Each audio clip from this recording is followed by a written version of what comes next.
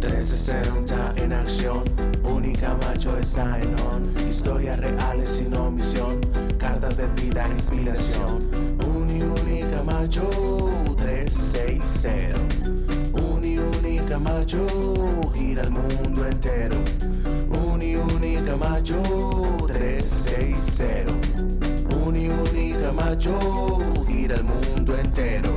Única Macho 360. Macho 360. Hola a todos, para mí es un placer hoy presentarles a Mónica Peláez, quien es nuestra directora de UniAJC Virtual. Mónica, bienvenida a este espacio. Muchas gracias, señor rector, y muy buenos días para todos. Bueno, cuéntanos de ti.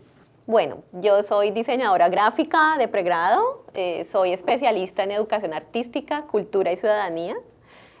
Tengo un título de magíster en educación y un magíster en gestión de la innovación. Bueno, vamos a hablar ahora sobre un tema muy interesante, que es pensamiento crítico, creatividad, innovación. ¿Cómo podemos ajustar estos elementos dentro de la pretensión, la intención que tenemos hoy de volvernos una Smart University? Wow, pues es una pregunta grande. Digamos que se pueden unir de varias maneras, ¿sí? Hablar de creatividad es hablar de un fenómeno complejo, que sucede de manera compleja. Y justamente el Foro Económico Mundial lo ha dicho, ¿sí? Es una de las habilidades de futuro, tanto laborales como desarrollar, digamos, desde las instituciones educativas. Entonces, para llegar realmente a una Smart University, pues tenemos que volver ese pensamiento mucho más permeable a la innovación, es decir, generar una cultura creativa que nos lleve a la innovación, porque no son conceptos similares. Eso, digamos, por un lado. Por otro lado, también entonces preparar justamente para poder sostener toda, digamos, este proceso con estándares, pues, de calidad para los estudiantes.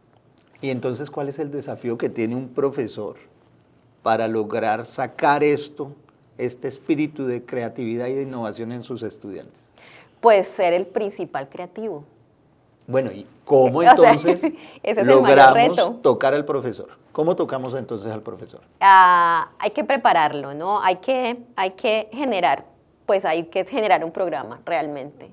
Así como lo hace la Universidad de Grenoble en Francia desde el 2019, con un programa que se llama Promising, que justamente se encarga del desarrollo de las habilidades creativas, tanto profesores como estudiantes. Ellas hablan de habilidades creativas sociales, por lo que está inmerso, ¿cierto?, en el área educativa, que tiene, digamos, estas responsabilidades sociales, y que debe, digamos, tener un intercambio con el contexto. Ese programa, por ejemplo, diseñar un programa transversal, porque ya, digamos, la creatividad no se refiere solamente a un área ni a un grupo determinado de profesionales, eso está clarísimo, todos tenemos un potencial creativo, pues justamente hace que sea transversal la necesidad en cada una de las carreras de la universidad, por ejemplo. Eso por un lado. Por otro lado, pues sí, digamos, hay que manejar entonces espacios que provean la creatividad, pero con una mediación especial, ¿sí? Con una mediación que esté estructurada para ello, o sea, cargada con metodologías que puedan, digamos, detonar esta confianza creativa, porque eso es lo que nos sucede, ¿cierto? A todos los seres humanos nos sucede que pues a veces nos da susto dar, así tengamos la edad que tengamos, ¿no? Menos a los niños, porque los niños tienen una estructura genial, son preciosos, ¿no? Son geniales, no tienen tanta construcción mental, entonces son más puros confían mucho más en sus ideas. Nos toca entonces hacer como ese tratamiento, ¿sí? Ese tratamiento de poder formar y en confianza, tanto en las aulas como en espacios determinados en la universidad, crear ese ambiente, y es posible. Bien, ¿qué estamos haciendo acá, en nuestra universidad, en nuestra Única Macho? Bueno, algo muy interesante es que pues como lo dice el taoísmo, vamos a decir el taoísmo, de Lao Tse, el entorno moldea, ¿cierto? El entorno moldea y justamente la infraestructura, el que la innovación llegue desde la infraestructura es muy importante. En un estudio que tuve la oportunidad de realizar con los estudiantes de Unicamacho en el 2020, pues justamente ellos hacían un recorrido por las instalaciones. Una de las preguntas era, bueno, ¿en qué espacios de la U te sientes creativo o creativa? Y ellos hacían un recorrido de esos espacios. Entonces, muy interesante porque daban unas respuestas como muy claves alrededor de hacer, por ejemplo, ese tipo de espacios, ¿sí? Aunque ellos, el último lugar que consideran creativo era el aula. Era muy fuerte porque el aula era una sola persona, dijo, no, el aula es creativa, ¿no? El resto, espacios abiertos. Para ellos son, pues, digamos, era fundamental y es fundamental los espacios de encuentro. ¿Por qué? Porque ellos tienen estrés, ellos tienen carga. O sea, uno a veces no piensa realmente por estrés, porque tiene un bloqueo. Así sea estrés, por ejemplo, hasta alimentario, ¿no? Si uno no está realmente hidratado, pues el cerebro no produce energía, no te bloquea. O sea, hay muchos motivos por los que uno no puede estar bien en un espacio. Entonces, si uno tiene un espacio adecuado y maneja ese estrés ¿sí? Pues le va mejor, ¿cierto? Entonces ellos prefieren, al recibir digamos, las clases, las indicaciones del profesor, salir, irse. Entonces, los espacios para pensar son fuera del aula. Entonces, interesante porque, claro, uno hace aulas más creativas, pero ¿cómo media eso? Para también eso complementarlo con las verdaderas necesidades que tienen los estudiantes, que es la socialización con sus compañeros, porque allí gestionan ideas. Básicamente, del proyecto, la pregunta era, o sea, ¿cómo gestionan la creatividad los estudiantes, en este caso, de diseño visual de Unicamacho? O sea, ¿cómo lo hacen? Era mi gran inquietud, o sea, yo quiero preparar estudiantes creativos y que no sufran lo que yo sufrí porque, digamos, no, suena a trauma, pero más o menos, ¿sí? Digamos, el ambiente laboral, ya el ejercicio laboral es fuerte y hay una gran competencia de los diseñadores y sobre todo nosotras las mujeres tenemos unas desventajas, no sé, hasta mi época era así, de no ser consideradas tan creativas o la creatividad tener una fecha de vencimiento, vos ya no tenés tanta edad, entonces vos sos reemplazable. Entonces hay unas cuestiones sociales de la práctica laboral que yo dije, si yo soy profesora de diseño, o sea, yo no quiero que ellos sufran eso. Entonces me concentré, digamos, como la bandera en la creatividad. Listo. Era una necesidad, sigue siendo una necesidad, ahora más que nunca porque ya ha sido reconocida la creatividad como esencial frente a la IA y a la tecnología. Claro. Entonces, listo, digamos que esa fue como mi bandera para poder entonces proponer, digamos, clases creativas y justamente hacer el proyecto, averiguar entonces ellos qué onda, ¿no? ¿Qué hacen? Por ejemplo, en la universidad, todo lo que es el ágora, digamos, lo nombraron la biblioteca, pero ellos decían, no, queremos una biblioteca, pero que no sea la biblioteca porque nos limita mucho. ¿Sí? O sea, nos limita que no podemos ni siquiera hablar. O sea, ¿cómo necesitamos hablar? O sea, los espacios creativos tienen unas condiciones físicas. Y lo que se ha dado y la propuesta que ha dado la universidad, pues es esa voluntad de innovar en la infraestructura. Bien, entonces podríamos decir que la creatividad, la innovación, también nacen por exposición a procesos creativos. Claro que sí. La creatividad tiene dos componentes. Bueno, no solamente esos dos componentes, pero hay teóricos como Teresa Amabile, ¿sí? Una de las pocas mujeres que está destacado en la creatividad. No pocas, hay muchas, pero bueno. Tiene un estudio muy interesante que se llama la motivación intrínseca y la motivación extrínseca. Ella habla de esos dos elementos. Entonces, claro, tener un impulso externo que a mí me estimule, pues obviamente me va a generar, ¿cierto? Me va a ayudar. Son varias cosas, ¿cierto? Es un sistema. Es un sistema que a mí me influencia como individuo, o sea, no nace solamente de mí. Obviamente hay muchos teóricos, hay muchas teorías desde la pedagogía, la psicología, del mismo arte, de entender qué es ¿cierto? La creatividad. Y justamente uno de los retos pues, muy importantes era entender qué es la creatividad para la universidad, o sea, el de los estudiantes, qué era. Entonces, bueno, digamos que se dio una definición un poco enlazada a todo lo que ellos pudieron expresar, y toda esta conexión de ideas diferentes que ellos pueden llevarles como individuos también son estimuladas y potencializadas, claro. Como creatividad, como ese proceso, ¿cierto? Una cosa es el pensamiento creativo, yo puedo tener y generar una idea con un reto, ¿cierto? Una idea diferenciada, pero la creatividad es todo un proceso, ¿no? Que capta toda mi, digamos, toda mi corporeidad, porque no solamente pienso con el cerebro, yo recibo y percibo el ambiente y el cerebro interpreta cosas. Eso es una. Otra cosa es también la creatividad como proceso, pero la innovación ya es un paso más allá, que afecta realmente, es casi que la comprobación o la validación social de una comunidad de ese efecto que tuvo eso que yo propuse. Sí, o sea, es como, porque uno tiende como a confundir los términos, como decirle a innovación lo mismo que creatividad y lo mismo que pensamiento creativo. Entonces, pues tratar como de clarificar también eso nos ayuda a saber, pues yo qué rol tengo dentro de eso, siendo profesora, siendo estudiante, directiva, cómo se vive. Y sí, digamos que los espacios potencian los materiales, todo lo que tú tengas al alcance.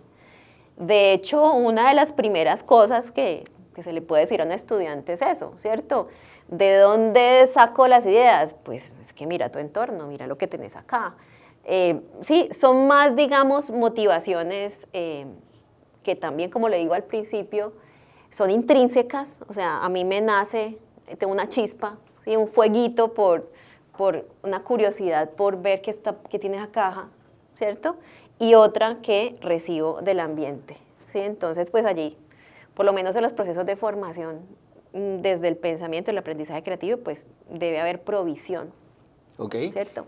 ¿Y qué sobre la posibilidad que nos da el pensamiento creativo, el potencial creativo, de producir una disrupción, una forma diferente de hacer las cosas, y entonces podría verse también como un tanto de rebeldía, de fomento del pensamiento crítico? Es decir, hasta qué punto, digamos, uno podría balancear qué es ese potencial creativo, pero qué es también esa mezcla del pensamiento crítico. Bueno, ahí pues es muy interesante realmente, porque son dos pensamientos complementarios.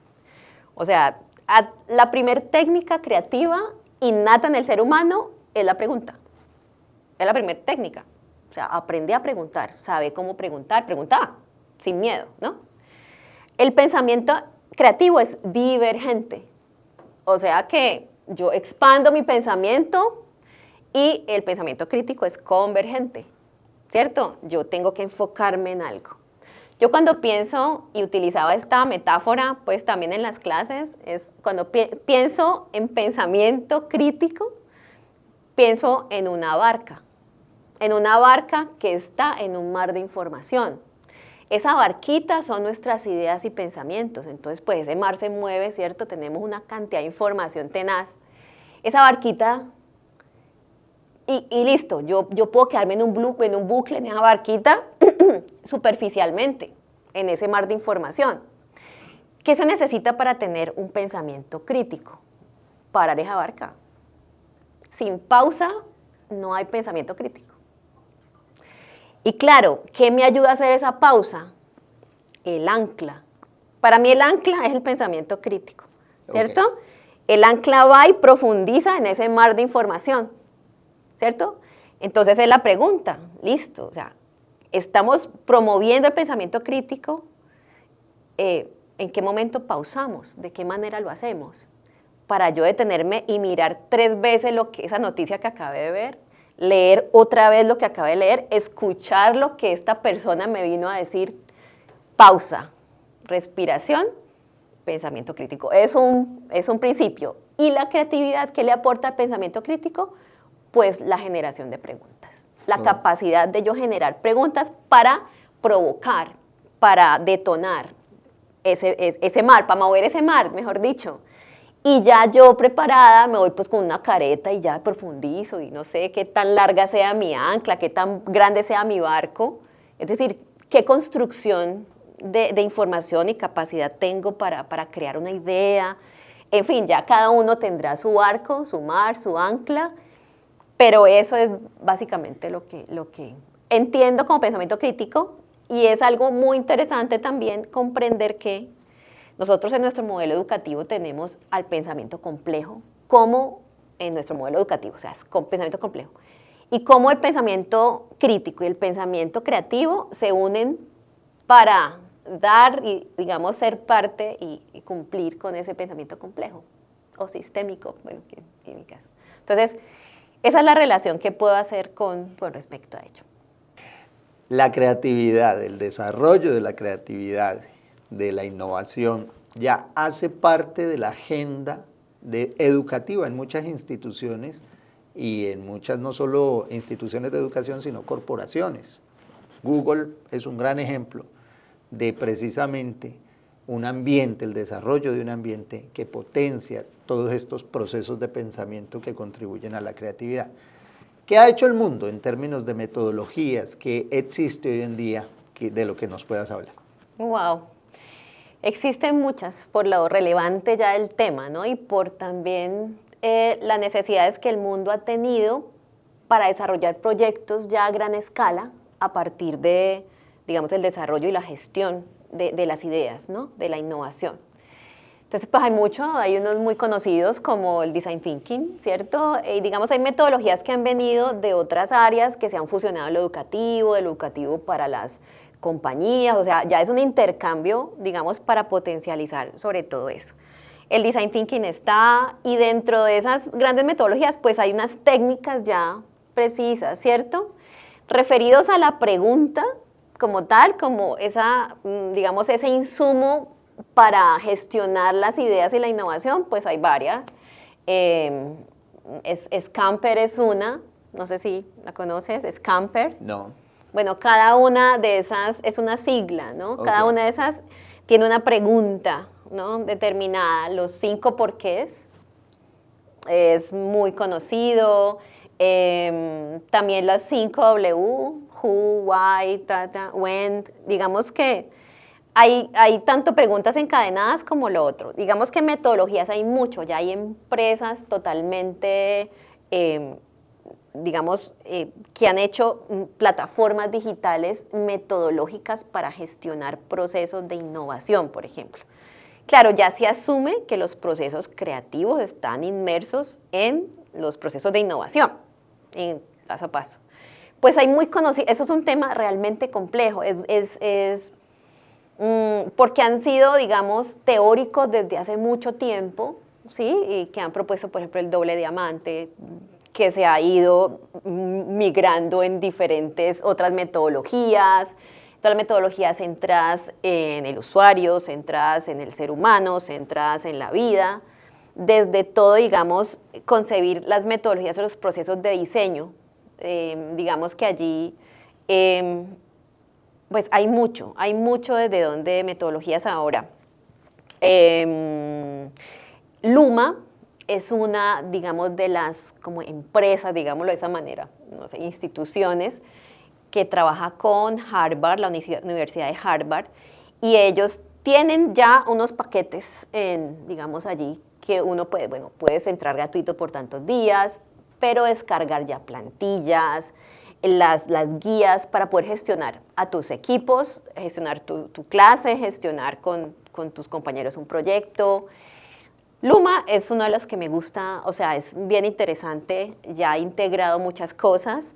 Y bueno, es que todo lo que se ha desarrollado de Foresight, que es, bueno, es que hay mucho, como de la solución creativa de problemas, que también están, digamos, vinculados los perfiles creativos. Ellos tienen unos grandes test para que tú sepas qué perfil creativo eres, ¿sí? Y qué papel juegas ante un equipo. Ya. Y con respecto a esos procesos de pensamiento en nuestros estudiantes, ¿hacia dónde estamos nosotros avanzando en términos de los recursos? Bueno, de los recursos como tal, porque hay varios, o sea, hay que discriminar los tipos de recursos. Sí. Obviamente hay mucho desde lo analógico y de lo metodológico de interacción y mediación directa con el profe, totalmente, directa, ¿sí?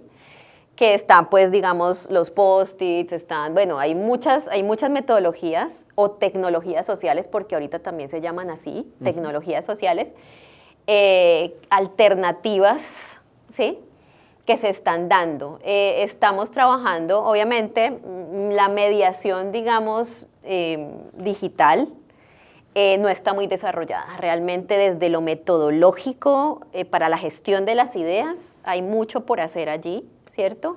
Hay medios para poder, sí, tener un aprendizaje, cierto aprendizaje y con objetivos bien focalizados. Ya, digamos, dentro de la gestión de ideas como ideas, pues hay mucho por construir realmente. Ya. Y que, bueno, explícame un poco, por ejemplo, de estas fichas. Bueno, digamos que acá voy a mostrar,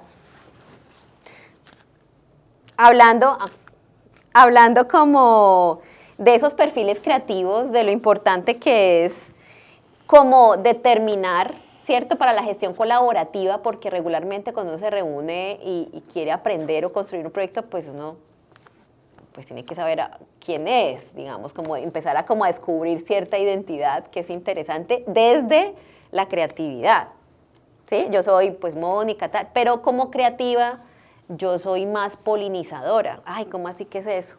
Entonces, hablando de metodologías y casas, pues IDEO, que es pues muy reconocida en el mundo, ¿sí?, quien, digamos, formaliza todo el design thinking, Tim Brown y los hermanos Kelly, tuvieron diseñaron, ¿no?, con unos estudios, unos perfiles creativos, 11. Entonces uno se ubica en eso. Claro, uno tiene muchos perfiles, pero digamos es como una especie de juego que llevo a las clases y decir, bueno, los dioses de la creatividad te tienen un mensaje.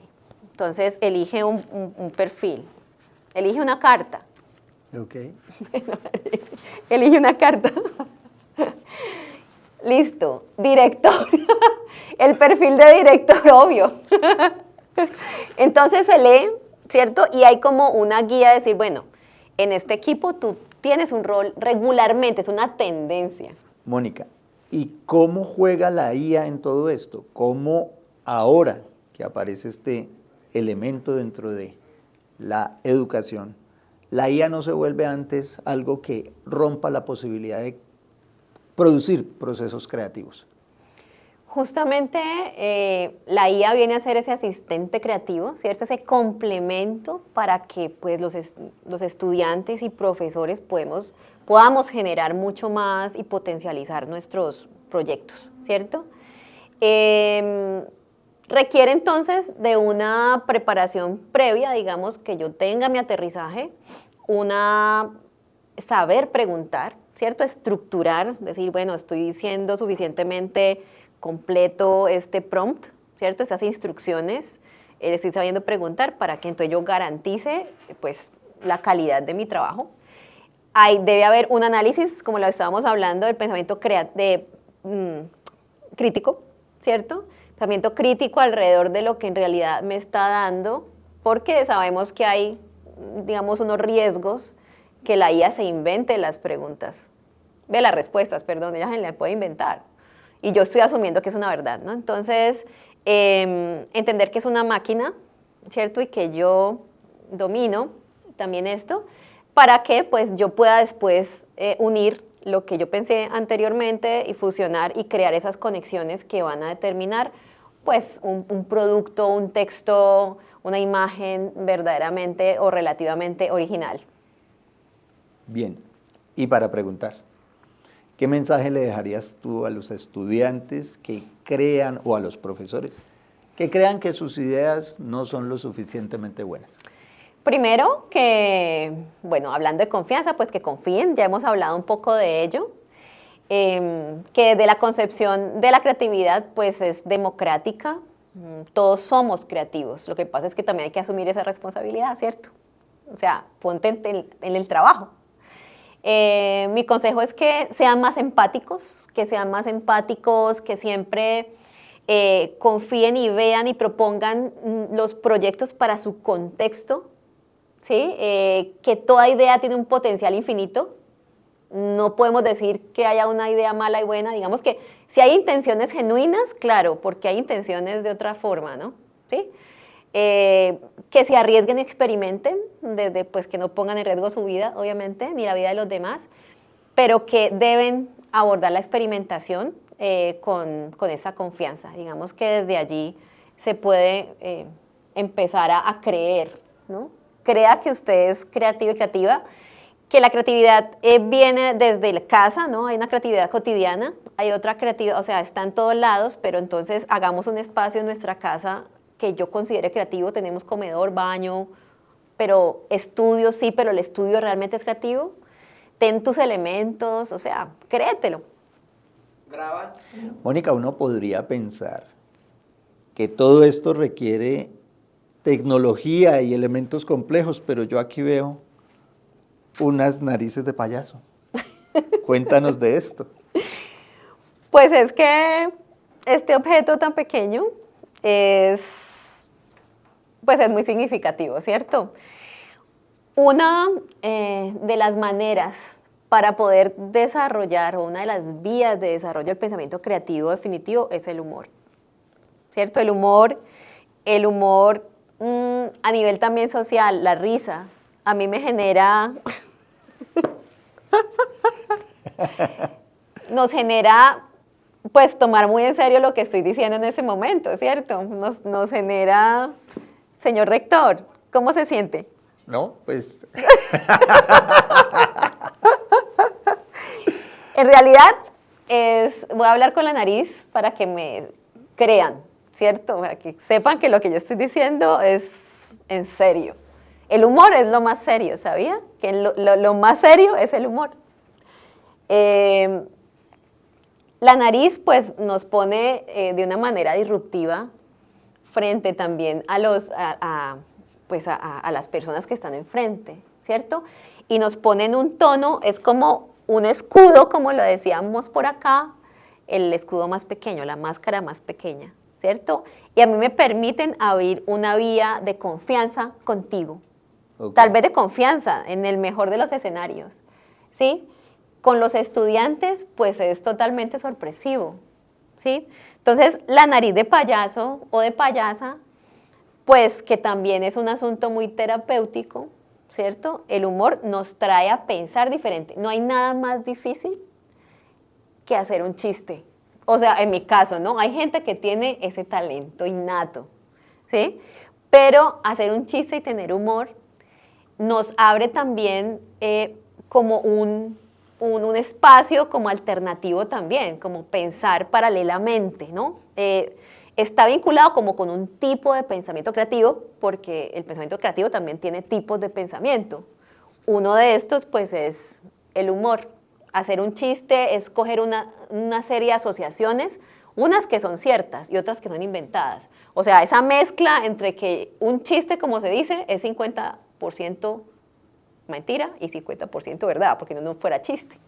Entonces, nos trae, digamos, a poder arriesgarnos. Además que es como aceptar la vulnerabilidad un poco. Como yo soy una payasa, en este momento, sí, pero es que mi rol de directora, de profesora, pues, ¿cómo así payasa? Y hay una voz que sale, ¿no? Como que ahí mismo uno cambia como de rol. Sí, como que payasini, o sea, ya es un personaje, ¿no? Yo empiezo a tener como unas actitudes, una narrativa diferente ante lo que yo pueda transmitir y cómo me relaciono. Y pues la risa es muy importante también en otros niveles, ¿cierto? De dopamina, de todo lo que yo pueda relacionar la diversión y el pensamiento creativo y el aprendizaje, ahí sí. Entonces, bueno, todo esto diseñado, ¿no? Como estratégicamente y respetuosamente, pero es un elemento vital, por eso traje la nariz de payasa, porque pues es importante en algún momento que todos nos la pongamos, ¿cierto? Y que tomemos el humor en serio, como dicen. Hay técnicas como el yoga de la risa, la risoterapia, o sea, hay una cantidad de técnicas y tecnologías, pero análogas y, digamos, más sociales, que nos permiten hacer esto, ¿no? Mónica, muy interesante todo esto que acabamos de conversar. Muchísimas gracias por aceptar esta invitación. Muchas gracias a ustedes también y a su espíritu creativo por tenerme acá. Bueno, espero que podamos encontrarnos en un próximo espacio. Saludos para todos.